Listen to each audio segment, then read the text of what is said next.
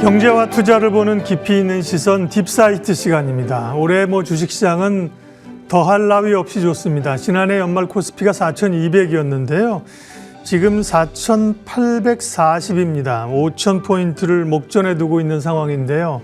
과연 꿈의 5,000포인트가 손에 잡히는 것인지 생각보다 속도가 이제 빠른 거에 대한 고민이 있는 건데요. 그에 대한 생각들, 전략들 오늘 점검하겠습니다. 김영익 내일희망경제연구소 소장님 오셨습니다. 어서 오십시오. 네, 안녕하십니까. 참 이 같은 속도의 상승세는 참 보기 힘든 그런 상황인데요.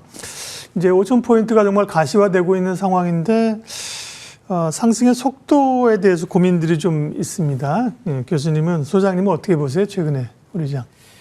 예, 제가 1988년에 대신유권 신입사원으로 들어왔었는데 예, 그때 주가가 굉장히 대단했죠. 많이 올랐었거든요. 대단했죠. 88년에. 예, 그때 이후 이렇게 빠른 상승 속도는 처음 본 것 같습니다. 예, 물론 2000년 IT 거품 붕괴 직전에도 이렇게 올랐었는데요. 네. 그때 이후 상승 속도가 이렇게 빠른 거는 그만큼 또 변동성도 커질 수가 있다. 그런 걸 시사하는 것 같습니다. 네. 지금은 그때와 다르다. 네. 존 템플턴이 그 말에 속으면 고생한다고 얘기한 유명한 격언이 있잖아요. 물론 다르죠. 여러 가지가 다르고요. 지난해 환경이 달라져서 많이 오른 건데. 그러면 어쨌든 속도도 그렇고 지금의 우리가 그동안 이제 눌려 있었던 한국 증시의 저평가 부분이 해소되는데, 그러면 밸류로 봤을 때는 지금 가고 있는 것들이 이제 정상화할 수 있는, 합리화할 수 있는 그런 상황입니까? 아니면 단기적으로 좀 고평가 영역으로 가고 있다고 보십니까? 예, 저는 고평가 영역으로 가고 있다 이렇게 보고 있는데요. 네. 예, 물론 그 마이크로 측면에서 삼성전자나 SK 하이닉스 이익 보면 정당할 수도 있을 것 같습니다. 예, 그러나 저는 거시경제를 하기 때문에 매크로 측면에서 보는데요. 제가 연간으로는 명목 GDP 가지고 적정 코스피를 추정하고요. 예, 그다음에 월별로는 일평균 수출 금액, 예, 그다음에 M2 강의 통화 이런 거 가지고 평가하는데요. 네. 적게는 30%, 특히 일평균 수출 금액 같은 데에 비해서는 70% 코스피가 가대평가돼 있어요. 예, 그래서 이런 장은 제가 처음 본다 이런 말씀을 드리는 겁니다.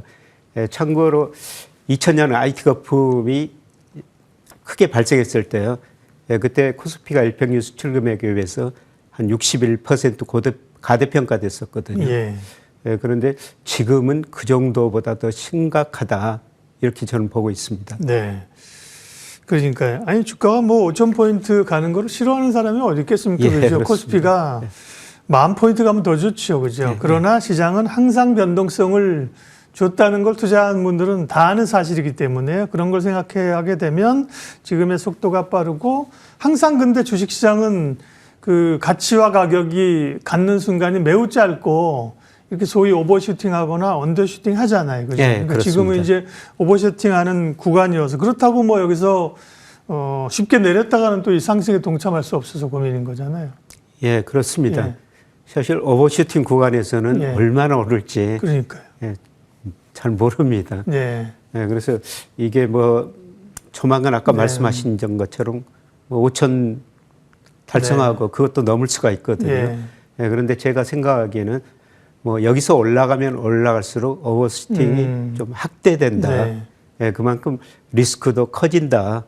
이렇게 저는 평가하고 있습니다. 네. 소장님의 그 오랜 주식시장에서의 그 주가를 예측하는 매크로 거시경제 변수들을 대입해 보면 지금은 기대감이 높지만 상당히 그 고평가되어 있는 영역에 있다, 이렇게 말씀을 하신 거고요. 그 부분에 이제 필요하신 분들은 또 최근 우리 소장님의 인터뷰를 한번 찾아보세요. 굳이 얼마까지 왔다 이런 얘기를 굳이 할 필요 없는 것 같고요. 글로벌 시장이 어쨌든 간에 매우 불안하지 않습니까? 여기저기 통화 정책도 그렇고 트럼프 하는 것도 그렇고 지정학적 우려도 그렇고. 그래서 금 가격, 거기다가 이제 은까지 강했는데 또 주식도 강하단 말이죠. 위험 자산과 안전 자산의 이 동반 랠리가 올해도 가능할까요? 제가 보기에는 아까 우리 코스피 좀 가대평가 영역에 있다 이런 말씀을 드렸습니다만 S&P 500은 가대평가 정도 좀 더 심한 것 같고요. 아, 그래요? 예. 예, 그런데 과거에 보면은 S&P 500하고 금하고 거의 같이 오르는 경우는 별로 없었습니다. 예. 예, 특히 그 물가가 오를 때는 금 가격이 많이 오르고 S&P 500은 조정을 받았고요. 예, 물가가 안정되고 경제가 완만하게 회복될 때는 S&P 500이 더 많이 올랐거든요. 근데 최근 몇 년 동안은 금하고 S&P 500이 같이 오르고 있습니다. 예, 그런데 제가 평가해 보면은 금 가격도 지나치게 가대평가 영역이 있는 것 같습니다. 예, 금 가격을 결정하는 게 미 달러 인덱스, 예, 그다음에 미 소비자 물가, 국채 수익률 이런 것들인데요. 예, 그거에 평가해 보면은 금 가격도 역시 50% 이상 가대평가됐어요. 예, 물론 그 금 가격이 오른 거는 선진국 정부 부채가 너무 많으니까 정부도 못 믿겠다. 예, 그다음에 중앙은행이 또 금리 많이 내리고 또 연준은 그 돈을 풀 수도 있거든요. 예, 그래서 중앙은행도 못 믿겠다. 그래서 금 가격이 올랐다고 보는데요. 그럼에도 불구하고 금 가격도 금을 결정하는 여러 요인을 평가해 볼 때 지나치게 가대평가 영역이 있는 것 같습니다. 네. 미국 증시는 그래도 이제 기업 실적이 좀 기반하는 거 아닌가요? 그에 비하면 오르는 것들을 정당화할 수 있지 않을까 싶은데 미국 증시도 고평가 영역이라고 이제 하셨고요. 한동안 뭐 버핏 지수 이런 거 가지고 고평가 영역이라고 얘기했는데 계속 오르니까 그런 뉴스는 뭐 잘 다뤄지지 않습니다. 어쨌든 미 증시와 우리 증시를 비교하면 지난해 전에 한 2년 동안은 미국이 월등히 좋았고요. 작년에 우리 증시가 압도적으로 올랐는데 올해 시장을 보면 변동성이야 있겠지만 한국과 미국 시장을 비교해 보면 여전히 한국의 투자 매력이 더 높은 건가요? 예, 저는 뭐 재작년부터 미국 시장보다는 우리 시장에 더 투자하십시오. 이런 말씀을 계속 드렸는데요. 네. 예, 그 중요한 이유는 달러 인덱스가 최근에 그 조정을 보이고 있지만은 하락하고 있거든요. 예를 들어 2024년 말에 달러 인덱스가 한 107이었었어요. 근데 작년 말에 98로 떨어졌고요. 근데 달러 인덱스가 하락할 때는 S&P 500보다는 코스피가 더 많이 오릅니다. 작년에 우리 코스피가 한 76% 올랐고요. 예, 그 다음에 S&P 500 한 16% 올랐죠. 근데 올해도 어제까지 보니까 우리 코스피가 14% 정도 올랐는데 S&P 500은 한 1.4% 오른 데 그쳤거든요. 저는 달러 인덱스가 하락할 시기에는 S&P 500보다는 코스피를 더 많이 투자해야 된다. 예, 작년에 나타난 현상이고 올해 나타난 현상입니다. 예, 문제는 그 달러 인덱스가 앞으로도 하락할 것인가 여기에 달려 있는데요.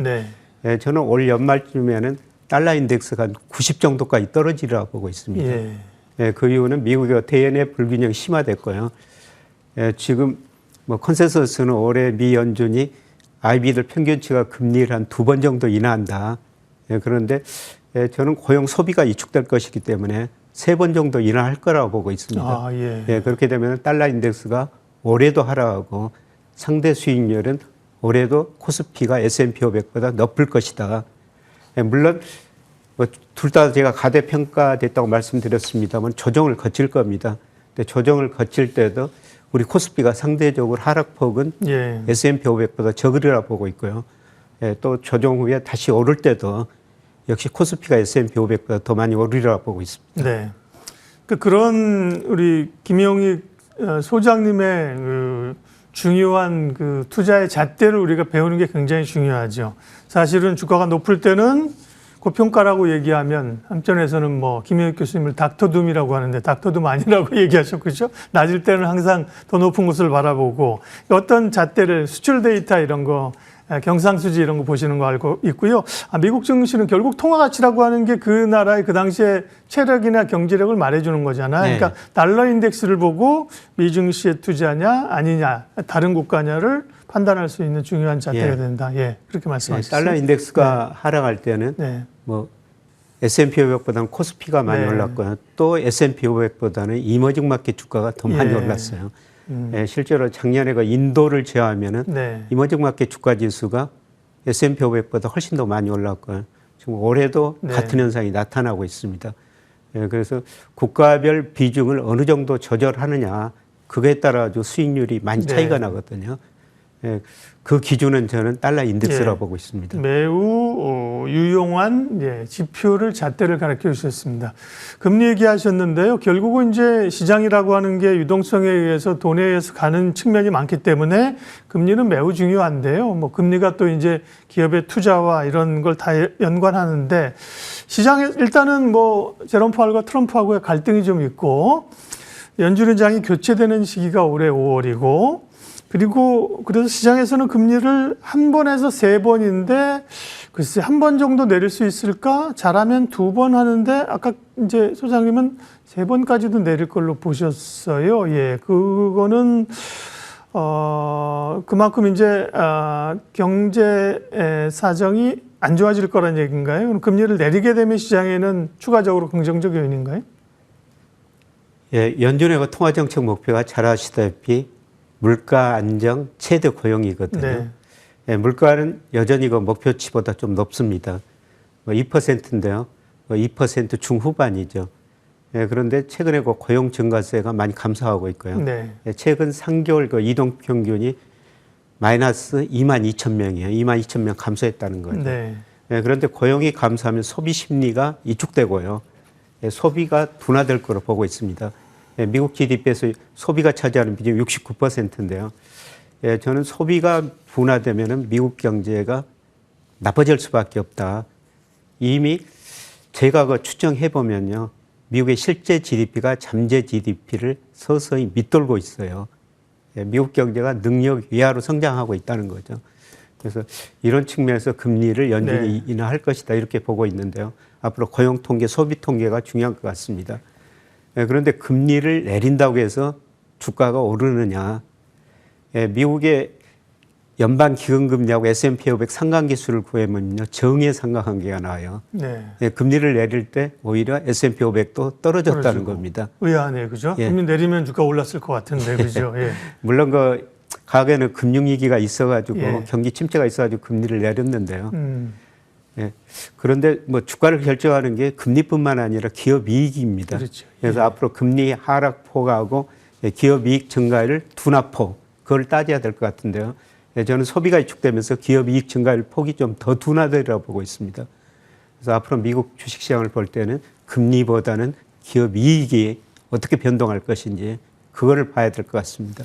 예, 국내 증시에 보다 좀 구체적인 전략과 섹터 이야기 하기 전에 이제 이런 큰 흐름에 대해서 한 가지만 더 여쭈고 하면 작년에 그 AI가 엄청 시장을 주도하고 세상을 바꿨지만 여러 차례 버블론이 있고 주가도 흔들리지 않았습니까? 네.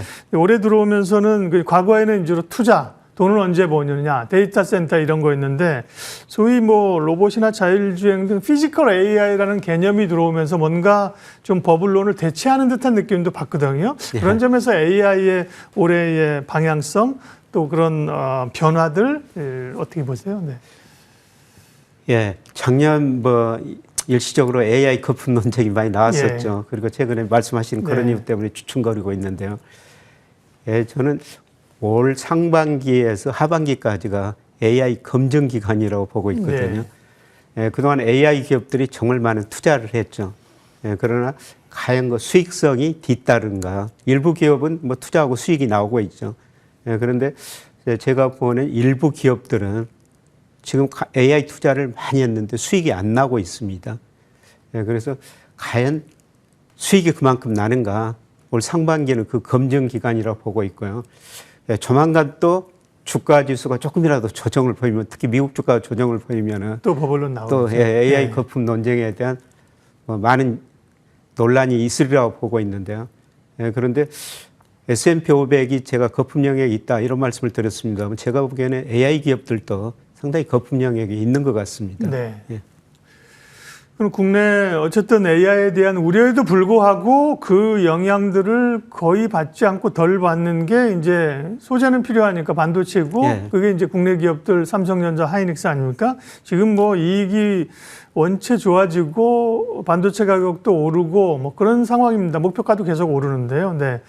반도체 산업의 뭐 동향이나 반도체에 대한 투자 전략들은 지금까지는 뭐 개인 투자자들이 그냥 가지고 계신 분들이 승자였거든요. 이후에는 어떻게 해야 될까요, 반도체? 뭐 장기적으로는 우리나라 반도체 수출 증가하고 뭐 삼성전자 반도체 기업 주가 상승했거든요. 네.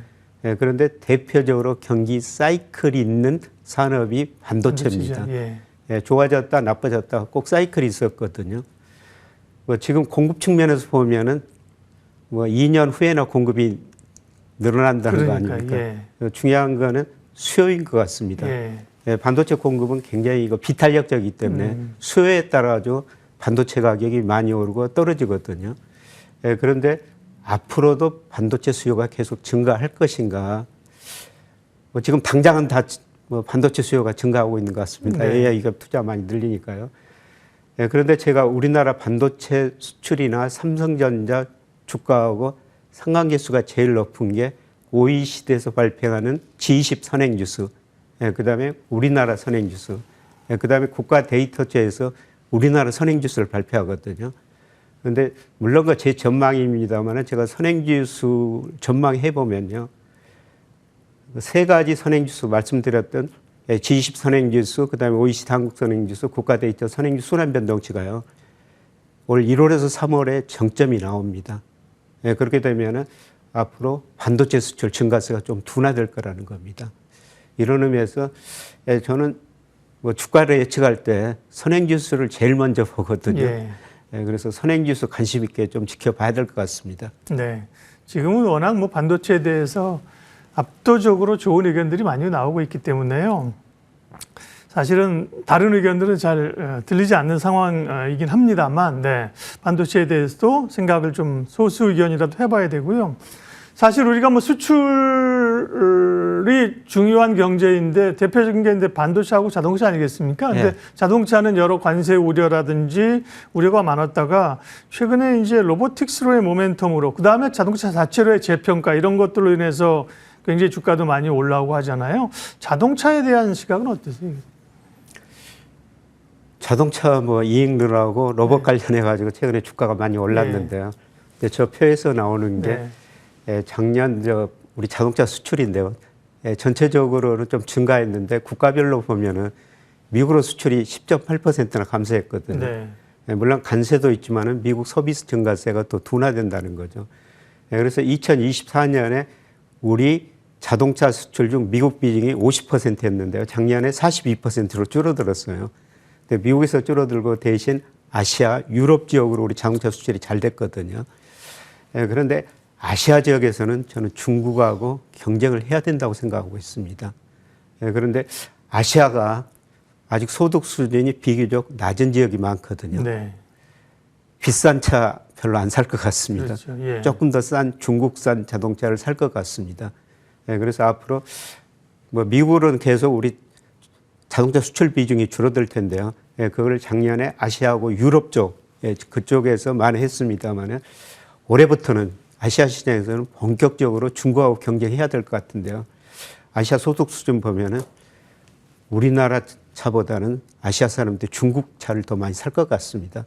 그래서 이런 식으로 평가해 보면은 뭐 지금 자동차 주식 뭐 적극적으로 저는 사시는 시기는 아닌 것 같습니다. 네. 그러면 전략을 좀 정리해 볼게요, 소장님. 네.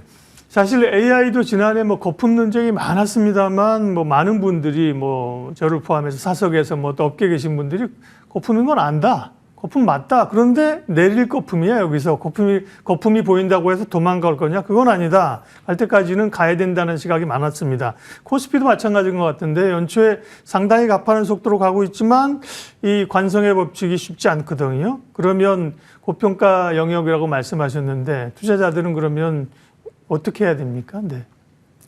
2001년에 그 IT 거품이 붕괴되고 버크셔 예. 해셔의 이거 백서를 보니까요. 네. 무도장 시계는 초침이 없다. 네. 이런 글이 나오더라고요. 지금 제가 보기에는 가대평가 영역이 들어섰고요. 여기서 가대평가 더 확대될 수도 있습니다.